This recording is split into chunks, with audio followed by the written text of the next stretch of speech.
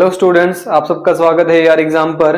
और जो अपना लेक्चर होगा वो लेक्चर नंबर 4 होगा। और अपना चैप्टर था जो चल रहा था एसिड बेस एंड सॉल्ट, यानी अक्षार धातु अक्षार अम्ल अक्षारक और लवण, जिसके अंदर हम कल बात कर चुके थे कि किस प्रकार मेटल का कार्बोनेट और मेटल के हाइड्रोजन कार्बोनेट के साथ, धातु का कार्बोनेट और धातु के हाइड्रोजन कार्बोनेट के साथ एसिड रिएक्शन करते हैं, अम्ल कैसे अभिक्रिया करते हैं। क्योंकि हमने पढ़ा था कि उसमें बेस अभिक्रिया नहीं करेंगे। क्यों नहीं करेंगे? क्योंकि इनका नेचर ही कैसा होता है, मेटल ऑक्साइड मेटल कार्बोनेट का नेचर ही कैसा होता है, बेसिक इन नेचर होता है, इसलिए वो इनके साथ अभिक्रिया नहीं करते। तो सिर्फ किसके साथ अभिक्रिया की थी? एसिड के साथ। और कौन सी गैस बाहर निकली थी? Carbon dioxide gas. तो अपना आज का जो टॉपिक होगा वो होगा reaction of metallic oxide with acid, धातु ऑक्साइड की अम्लों के साथ अभिक्रिया। भाई जो धातु का ऑक्साइड होगा ना, मेटल ऑक्साइड, कैसे बना वो बताएंगे पहले। उसकी रिएक्शन किसके साथ? अम्लों के साथ, यानी एसिड के साथ। कैसे होगी इसको हम किसके द्वारा पढ़ेंगे? एक्टिविटी 2.7 क्रियाकलाप 2.7 के द्वारा। लेकिन पहले आपको पता होना चाहिए भाई धातु का ऑक्साइड कैसे बनता है, मेटेलिक ऑक्साइड। जैसे मान लेते हैं भाई सोडियम एक मेटल है, किस में लेके आए? ऑक्सीजन में। पोटाशियम एक मेटल है, किस में लेके आए? ऑक्सीजन में। कैल्शियम एक मेटल है, किस में लेके आए? ऑक्सीजन में। मैग्नीशियम एक मेटल है, किस में लेके आए? ऑक्सीजन में। ठीक है, तो सबको पता है भाई, जब भी मेटल की रिएक्शन ऑक्सीजन की यानी एयर में करवाओगे तो क्या बनेगा? मेटल का ऑक्साइड। कैसे बनता है? Na पे पॉजिटिव चार्ज होता है, ऑक्सीजन पे O2 नेगेटिव, पोटाशियम पे K पॉजिटिव, कैल्शियम पे Ca2 पॉजिटिव और मैग्नीशियम पे Mg2 पॉजिटिव। तो क्या बनेगा? यहाँ से 2 यहाँ आएगा, 1 यहाँ जाएगा, तो क्या बनेगा? Sodium oxide. यहाँ पे पोटाशियम ऑक्साइड, यहाँ पे कैल्शियम ऑक्साइड और यहाँ पे मैग्नीशियम ऑक्साइड। तो मेटल के सारे क्या बनेंगे? ऑक्साइड। तो इस प्रकार धातु के क्या बनते हैं? ऑक्साइड बनते हैं। तो इन्हीं धातु के ऑक्साइड जैसे एक्टिविटी में किसकी कहेगा? कॉपर की। कॉपर का ऑक्साइड लेंगे। ये क्यों बना? क्योंकि यहाँ पे आपके बुक में लिखा मिलेगा कॉपर 2। इसका मतलब वैलेंसी कितनी इसकी? 2। तो कितना चार्ज वाला लेना है? 2 पॉजिटिव वाला। ठीक है, तो यानी सीधी सी बात है भाई, ये मेटल का, जब ये मेटल ऑक्साइड अपने और किसके साथ अभिक्रिया, किसके साथ रिएक्शन है? एसिड के साथ, अम्लों के साथ। कैसे रिएक्शन होगी वो देखेंगे। तो एक्टिविटी का जब आप पढ़ोगे तो एक्टिविटी में क्या लिखा मिलेगा आपको कि भाई क्या है? कॉपर ऑक्साइड है, उसके अंदर क्या ऐड करना है? सम अमाउंट ऑफ, एक बीकर है, बीकर के अंदर क्या लेना है आपको? पहले copper oxide. Take a small amount of copper oxide in a beaker and add dilute hydrochloric acid slowly while stirring. Note the colour of solution, what happened to the copper oxide. भाई मतलब copper oxide के साथ क्या होगा, ठीक, और कैसा क्या मिलेगा आपको? कलर मिलेगा। ठीक है, देखो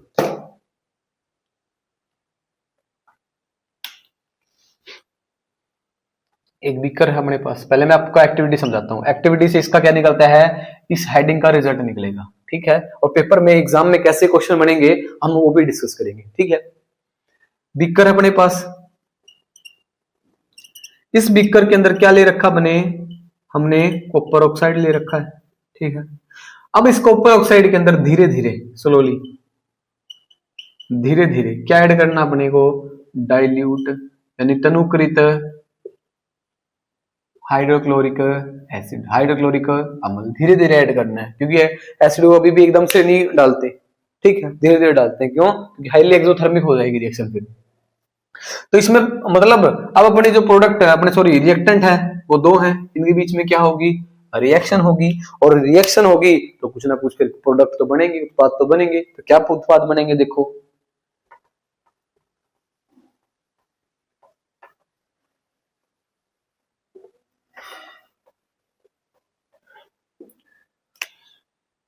भाई कॉपर, और ये कॉपर ऑक्साइड ऐसा लिखा मिलेगा आपको पूरा नाम।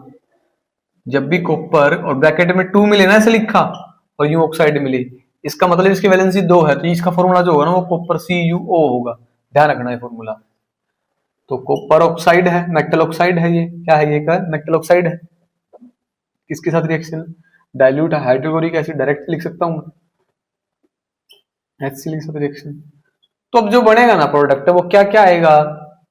ध्यान से देखो, ये चीज है, ये चीज है भाई, कॉपर के ऊपर 2 पॉजिटिव चार्ज है, ऑक्सीजन पे O2 नेगेटिव है, हाइड्रोक्लोरिक पे H पॉजिटिव है और Cl है नेगेटिव है।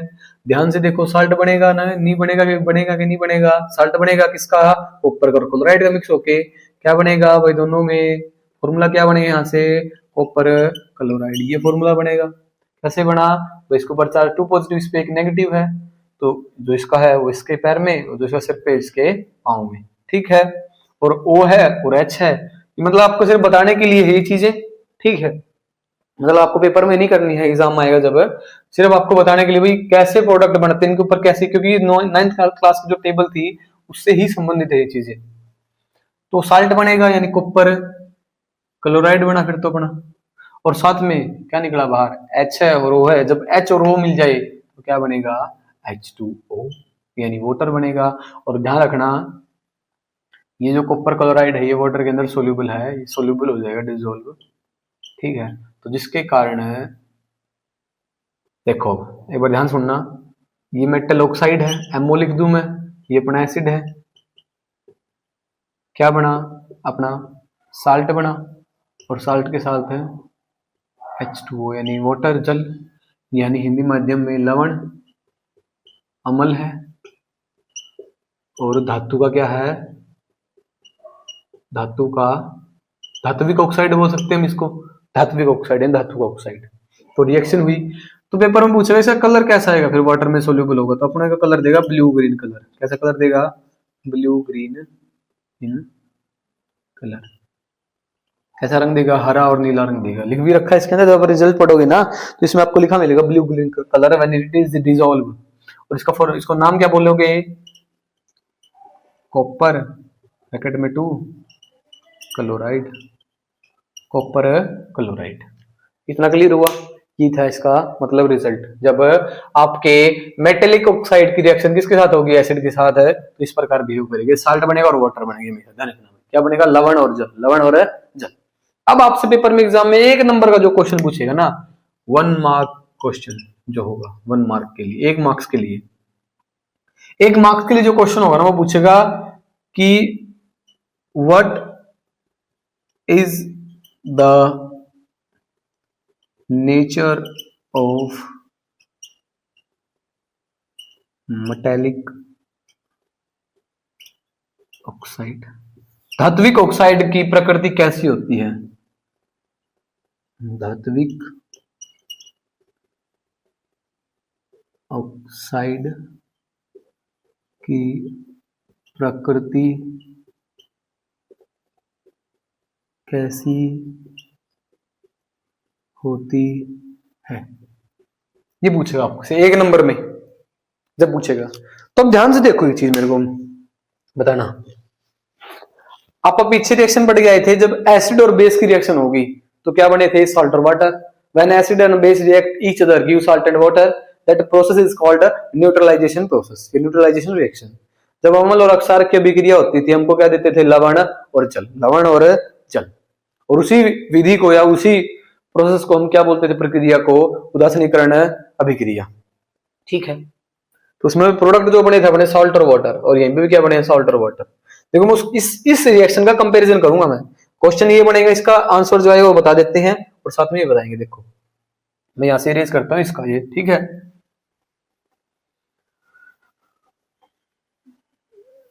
देखो जैसे मैं पीछे वाली अगर रिएक्शन लिखने का काम करूं, भाई क्या थी? भाई मेरे पास जैसे एसिड है, एसिड है, जैसे मेरे पास रिएक्शन में लिखूं भाई बेस क्षार, हमारे पीछे क्षार एसिड के साथ यानी अम्लों के साथ, अम्ल के साथ क्या बना था अपना प्रोडक्ट? लवण यानी सॉल्ट और जल यानी वाटर, H2O, यही बने थे।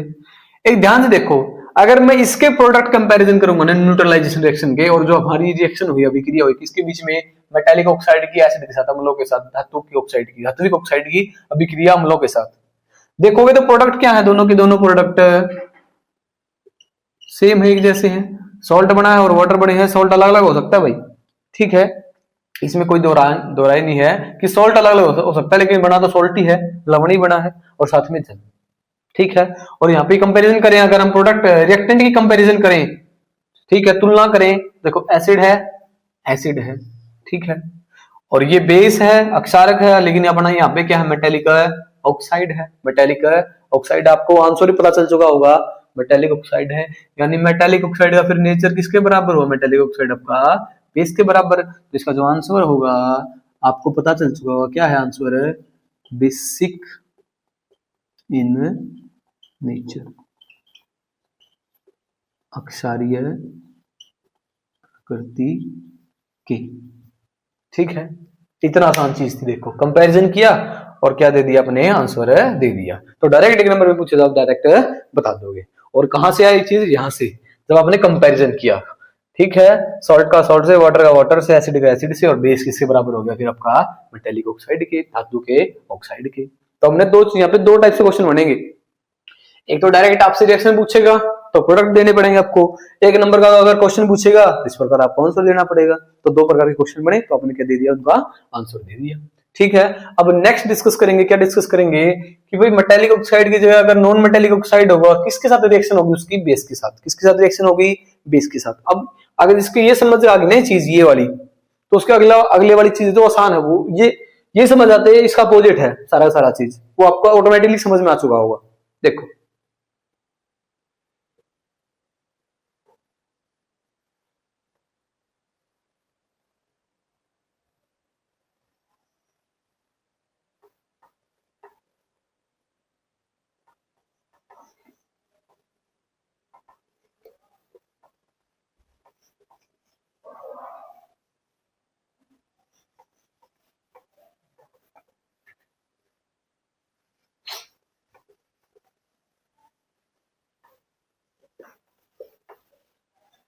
Reaction of non metallic oxide with base, यानी हिंदी में धात्विक ऑक्साइड की अभिक्रिया मैं डायरेक्ट लिख रहा हूं, किसके साथ है, अक्षारक के साथ। ठीक है, तो जैसे इसमें अगर आप आगे पढ़ोगे ना एक्टिविटी के बाद, आपका रिजल्ट आ चुका था, आपने पढ़ लिया, फिर मेटालिक ऑक्साइड था, जब एसिड के साथ डालोगे तो आपको जो मतलब प्रोडक्ट देगा, वो आपको प्रोडक्ट क्या देगा, सॉल्ट एंड वाटर। और नेचर मेटालिक ऑक्साइड जब एसिड के साथ रिएक्शन करेगा तो कैसा नेचर होगा, बेसिक नेचर होगा, सीधी बात है। तो आगे आपसे जब यहाँ पे आप रिएक्शन जब मतलब आगे पढ़ोगे ना, तो उसके अंदर आपको लिखा मिलेगा कि जब आपने क्या गुजारी थी, आपने कार्बन डाइऑक्साइड गैस गुजारी थी, किसमें से, कैल्शियम हाइड्रोक्साइड में से, किसमें से, कैल्शियम हाइड्रोक्साइड में से। तो उनकी रिएक्शन हुई थी, हमारी क्या हुई थी, रिएक्शन हुई थी। तो वही रिएक्शन हम यहाँ पे डिस्कस करने जा रहे हैं। ठीक है,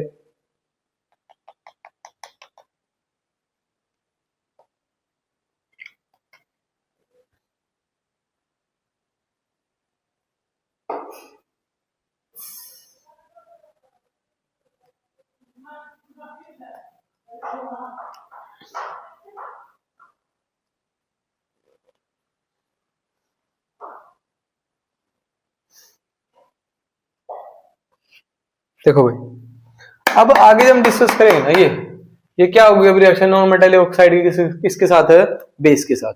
ठीक है, तो देखो अपना बेस क्या लेंगे, जैसे अब नॉन मेटल ऑक्साइड बनाना है, नॉन मेटल जैसे कार्बन एक नॉन मेटल है, ऑक्सीजन के साथ रिएक्शन होगी तो क्या बनेगा, कार्बन है डाइऑक्साइड गैस। ये अपना एक अधात्विक ऑक्साइड है, नॉन मेटेलिक ऑक्साइड है, और इसी के आपके अंदर क्या दे रखा है, इसका डिस्कशन है। ठीक है, यानी आपका कार्बन डाइऑक्साइड गैस किसमें से पास की, बेस पीछे पड़ के आए थे, कैल्शियम हाइड्रोक्साइड एक बेस ही होता है। ठीक है, तो रिएक्शन होगी इनके बीच में, और रिएक्शन होगी तो कुछ ना कुछ प्रोडक्ट तो बनेगा। और प्रोडक्ट क्या बना था, product, calcium carbonate plus H2O।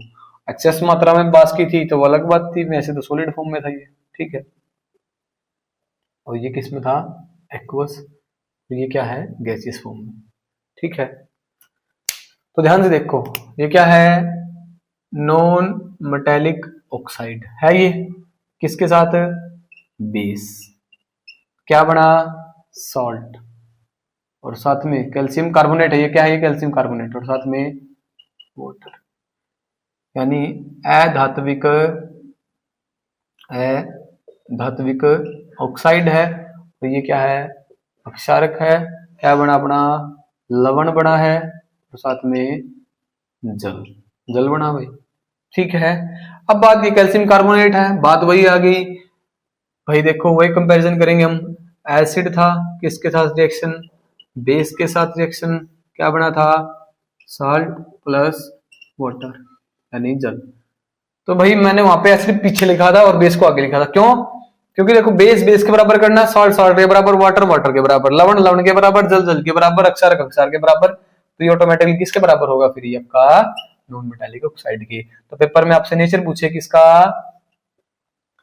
Nature, किसका नेचर है, नॉन मेटालिक ऑक्साइड का, धात्विक ऑक्साइड का नेचर। प्रकृति पूछे तो कैसी प्रकृति होती है, प्रकृति होती है एसिडिक इन नेचर। प्रकृति में कैसे पाए जाते हैं, अम्लीय होते हैं। अधात्विक ऑक्साइड प्रकृति में कैसे होते हैं, अम्लीय होते हैं। क्लियर इतनी बात सबके, ठीक है। कभी आगे अगर मैं आगे डिस्कस करूं आपसे, तो आप जब पढ़ोगे ना इन चीजों को, तो ये रहा reaction of non metallic oxide with base, तो डायरेक्ट आप इसमें एसिडिक नेचर होगा पढ़ लोगे आप, ठीक है। अब आगे बात करते हैं हम, what do all acid and all base have in common. भाई सारे के सारे एसिड हैं और सारे के सारे बेस, उन सब में क्या कॉमन है, ठीक। और ये एक्टिविटी 2.8, एक्टिविटी 2.8 के अंदर क्या आपको बता रखा है और कैसे कोई चीजें हैं, देखो आज थोड़ा सा इसके बारे में डिस्कस करेंगे, ठीक है। हो सकता है क्या पता अगर वीडियो लंबी ना हो तो हम क्या पता अगली क्लास में कर लें, वरना क्या पता इसमें इसी में करें, ठीक है, डिस्कस। देखते हैं,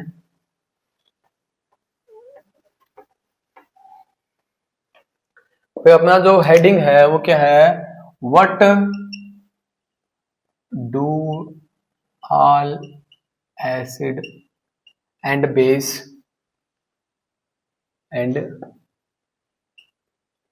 ऑल बेस हैव कॉमन।